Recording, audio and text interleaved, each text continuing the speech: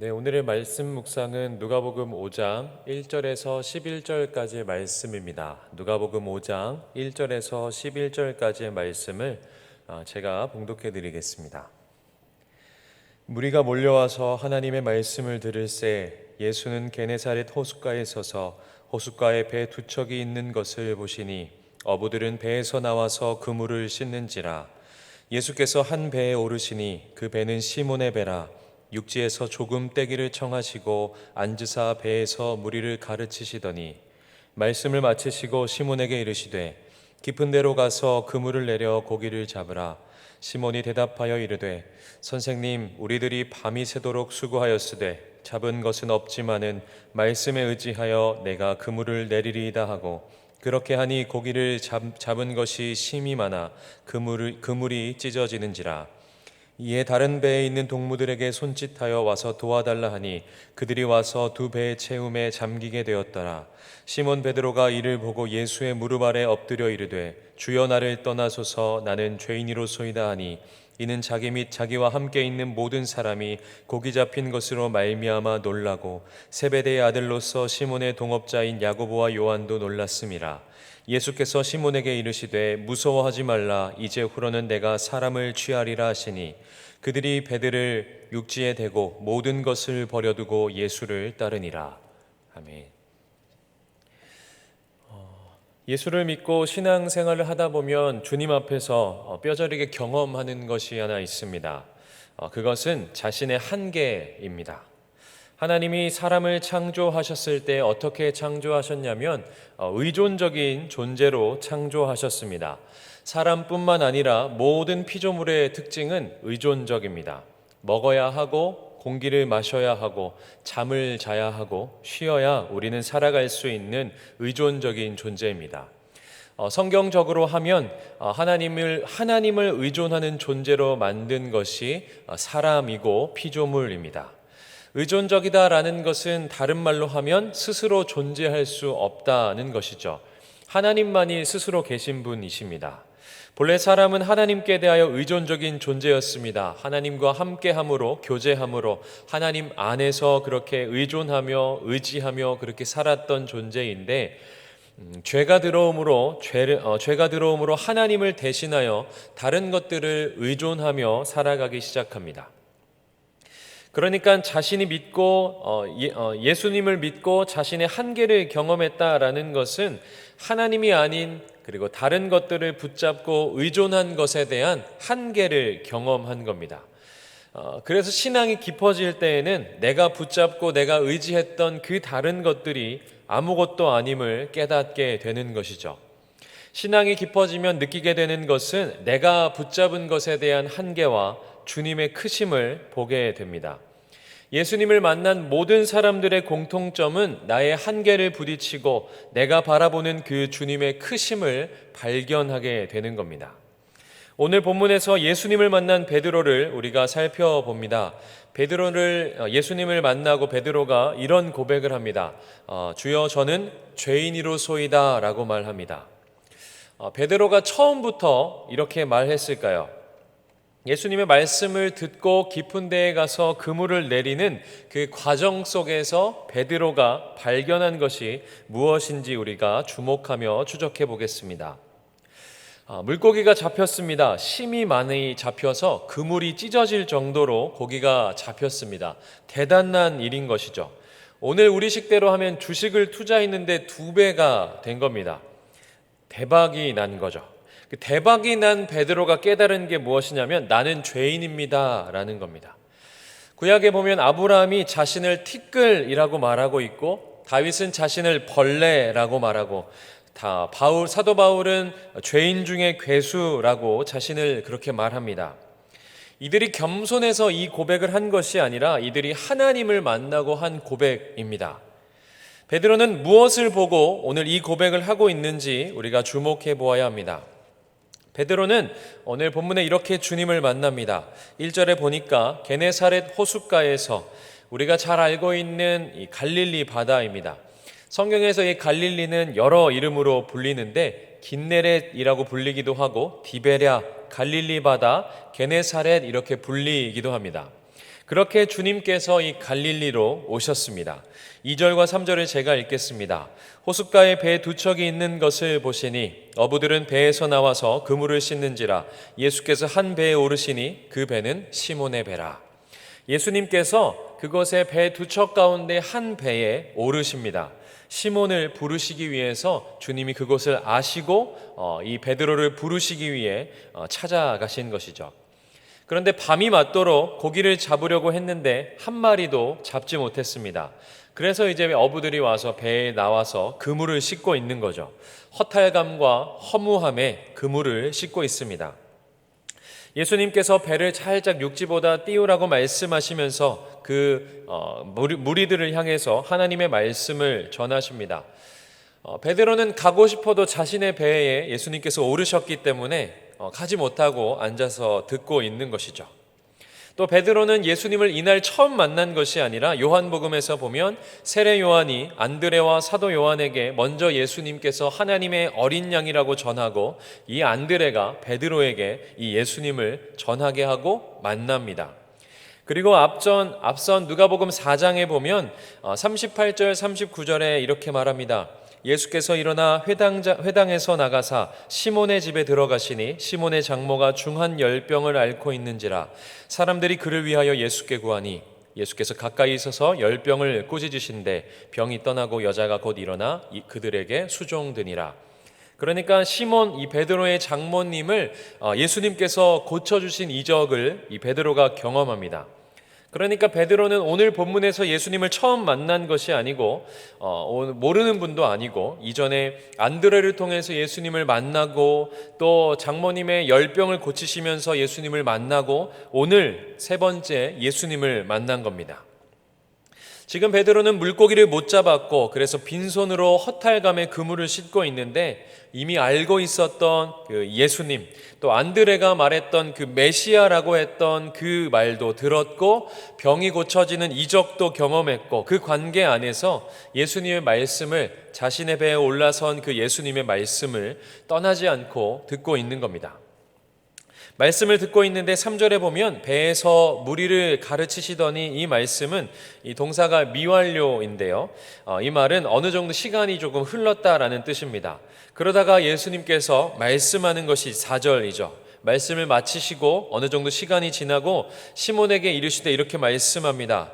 깊은 데로 가서 그물을 내려 고기를 잡으라 말씀합니다. 밤이 맞도록 수고했고 한 마리도 잡지 못해서 그물을 씻고 있는 오실 거면 그물 씻기 전에 오시든지 이제 들어가서 이제 쉬어야 되는데 자신의 배도 이렇게 육지로 띄어서 배 물에 띄우라고 하시고 계속 말씀을 전하시다가 끝나고 나서 말씀하는 것이죠. 그물을 내려서 고기를 잡으라 말씀합니다. 5절에 시몬이 이렇게 말합니다. 시몬이 대답하여 이르되 선생님 우리들이 밤이 새도록 수고하였으되 잡은 것은 없지만은 말씀에 의지하여 내가 그물을 내리리이다 하고 선생님 우리들이 밤이 맞도록 밤이 새도록 수고했는데 잡은 것은 없지만 이렇게 말합니다. 이 말은 예수님의 말을 믿고 그물을 내리러 간 걸까요? 아니죠. 믿었다면 깊은 데로 가서 고기를 잡으라라고 했을 때 네 하면 됩니다. 그런데 믿지 않은 거죠. 믿지 않았기 때문에 밤새도록 수고했는데 그래서 잡은 건 없는데 갑니다라는 거죠. 고기를 잡는 것에 있어서 전문가는 베드로입니다. 그 베드로가 밤이 맞도록 잡았는데 못 잡았습니다. 밤이 맞도록 수고했다라는 이 말은 안 던진 곳이 없는 것이죠. 그런데 말씀에 의지하여 내리겠습니다라고 말하는 겁니다. 예수님께서 전하신 그 말씀에 베드로에게 은혜가 있었어요. 은혜가 있었지만 그물을 내리라는 그 말은 안 된다라고 생각하는 것이죠. 그저 선생님이 말씀하신 거니까 예전에 장모님의 열병도 고쳐주신 것도 있고 그저 말씀에 의지해서 한번 해보겠습니다 이런 표현입니다. 베드로가 밤이 맞도록 수고했는데 못 잡았어요. 그런데 예수님께서 말씀하는 겁니다. 그 말씀에 은혜도 있고 이적도 경험했고 세례 요한의 증거대로 메시아라는 것이죠. 베드로가 지금 선생님이라고 말한 것은 아직 베드로에게는 메시아가 아닌 겁니다. 분명히 보통 사람과는 다른 분인 것은 알겠지만 그래서 깊은 데로 가서 그물을 던지라고 하시는데 차마 안 된다고는 하지 못하고 밤이 맞도록 수고했지만 말씀에 의지해서 던지는 겁니다. 내가 그물을 내리리이다 5절의 이 말씀은 능동태 동사인데 억지로 하거나 던지는 신용만 하는 것이 아니라 진짜 말씀에 의지해서 내린다 이 말은 어쨌든 능동적으로 베드로가 자신이 내리는 겁니다. 100% 신뢰는 아니지만 100%안 잡힐 것을 알고 있어서 말씀에 의지해서 능동적으로 그냥 베드로가 그물을 던지는 겁니다. 베드로는 그물을 던졌는데 놀라운 일이 생긴 거죠. 다른 배를 부를 만큼 그물이 찢어집니다. 그 그물이 찢어진 사건을 보고 베드로는 자신을 죄인이다라고 말합니다. 5절에 보면 선생님이여 라고 말했던 이 주님을 향한 호칭이 8절에 보니까 주여 나를 떠나소서라고 바뀝니다. 그리고 예수님께 고백합니다. 나는 죄인입니다. 나는 죄인입니다. 라고 말합니다. 베드로가 여기서 깨달은 것은 예수님이 주님이신 것을 깨닫게 되고 자신은 죄인인 것을 깨닫습니다. 이 사건은 예수님이 베드로를 부르신 사건이 되고 베드로의 삶이 바뀌는 사건이 됩니다. 10절에 보니까 세베대의 아들로서 시몬의 동업자인 야고보와 요한도 놀랐음이라. 예수께서 시몬에게 이르시되 무서워하지 말라. 이제후로는 내가 사람을 취하리라 하시니, 이제후로는 내가 사람을 취하리라 라고 말씀합니다. 이 사건을 계기로 예수님을 따르는 제자가 되고 사람을 낚는 어부로 주님이 부르십니다. 내가 죄인임을 깨달았더니 사람을 취하고 사람을 낚고 또 예수님을 따르는 제자가 되는 것이죠. 베드로는 이 과정 속에서 무엇을 깨달았을까요? 그리고 베드로는 무엇을 붙잡았던 것일까요? 고기를 잡는 것에 있어서는 자신이 전문가라고 생각했습니다. 밤이 맞도록 해봤기 때문에 안 될 거라고 생각했습니다. 자신의 경험과 자신의 실력이 진리라고 생각했을 겁니다. 예수님의 말씀에 진리가 있을지 모르지만 바다에 있어서만큼은 자신이 진리라 생각했을 겁니다. 예수님의 말씀 가운데 은혜가 있었습니다. 예수님께서 장모의 병도 고쳐주셨습니다. 그래서 능동적으로 그물을 던졌지만 고기가 잡힐 것이라고는 생각을 안 했습니다. 그물이 찢어질 만큼 잡은 것을 생각했다면 주여 나는 죄인입니다. 나를 떠나소서 이런 말은 하지 않았을 겁니다.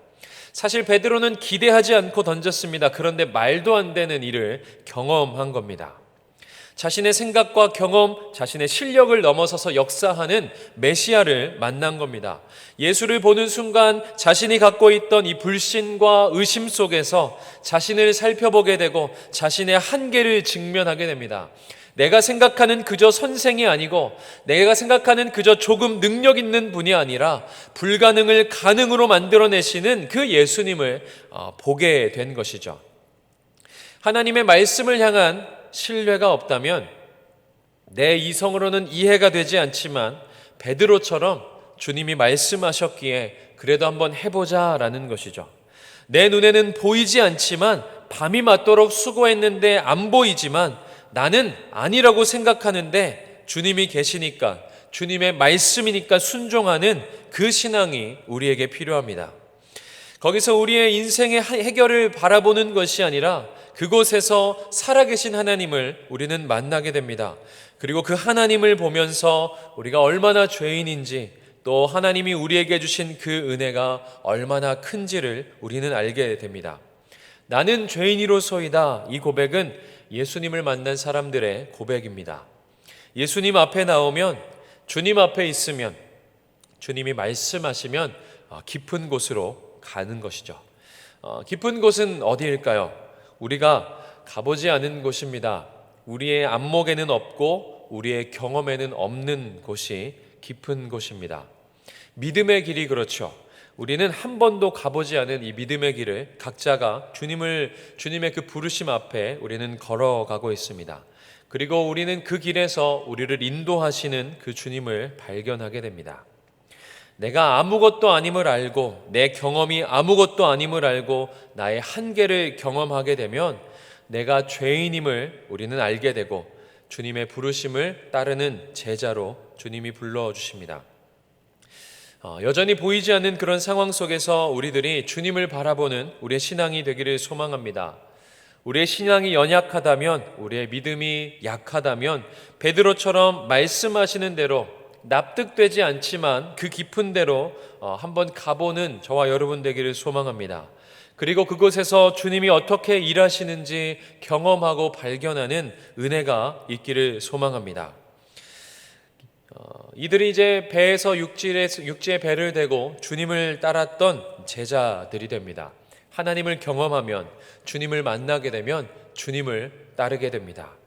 우리의 신앙을 다시 한번 점검하면서 주님 앞에 나를 직면하고 내가 죄인임을 깨닫고 하나님의 그 크신 은혜를 발견하시고 이 세상의 것들을 붙잡고 의지하는 것이 아니라 다 주님께서 이끄심을 바라보면서 모든 것을 버려두고 주님을 따랐던 제자들과 같이 다른 것을 붙잡고 가는 것이 아니라 우리의 손에 있는 것을 놓고 주님을 붙잡고 주님을 의지하고 의존하는 그런 한날, 그런 우리의 믿음의 여정이 되시기를 주님의 이름으로 부탁드립니다.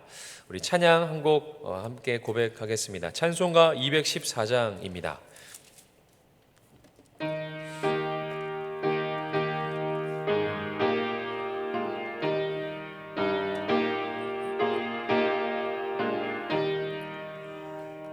나 주의 도움 받고자 주 예수님께 빕니다.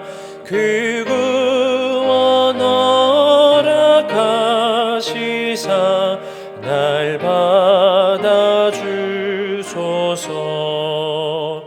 내 모습 이대로 주 받아주소서. 날 위해 돌아가신 주 날 받아주소서.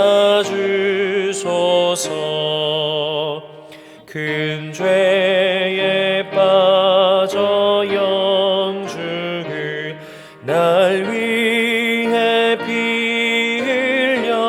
흘렸으니 주 형상대로 빚으사 날 받아주소서.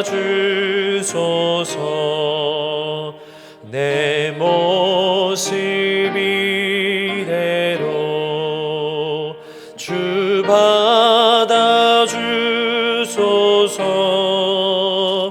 날 위해 돌아가신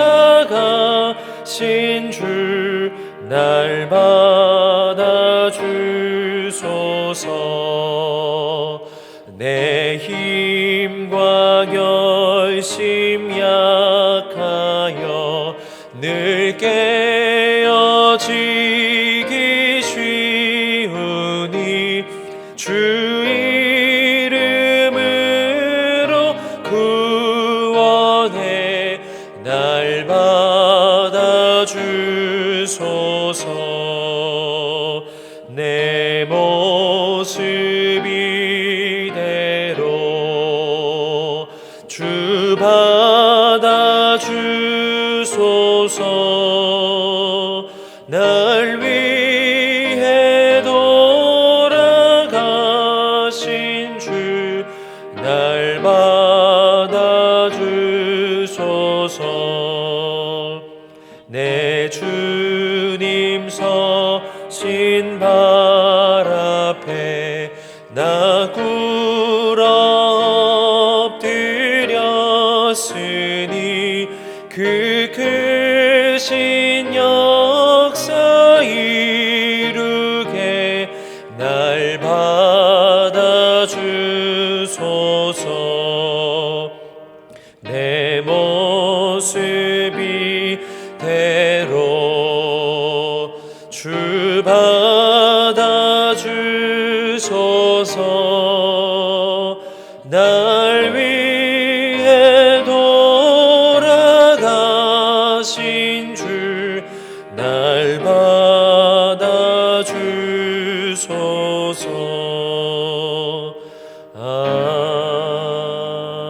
아멘. 기도하겠습니다. 하나님 아버지, 오늘 베드로를 부르신 오늘 말씀을 통하여서 우리를 부르신 그 주님을 바라봅니다. 나를 위해서 돌아가신 그 십자가의 구원의 은혜로 우리를 하나님 자녀 삼아주시고 이 땅에서 교회와 성도로 주님을 따르는 주님의 제자로 우리를 불러주시니 감사합니다. 하나님, 우리는 우리의 힘으로 살 수 없는 연약한 존재임을 고백합니다. 우리의 힘으로 살아가다 보면 우리의 결심이 약하고 우리는 넘어지고 무너짐을 우리는 하루에도 수십 번을 발견합니다. 하나님, 이 땅을 살아가는 모든 순간 속에서 주님을 발견하게 하시고 우리의 연약함을 깨닫게 하여 주시고 하나님, 우리의 한계를 직면하게 하셔서 우리보다 크신 그 주님, 우리의 걸음을 인도하시는 그 하나님을 발견하고 그 주님을 따라가는 우리의 신앙이 되기를 소망합니다.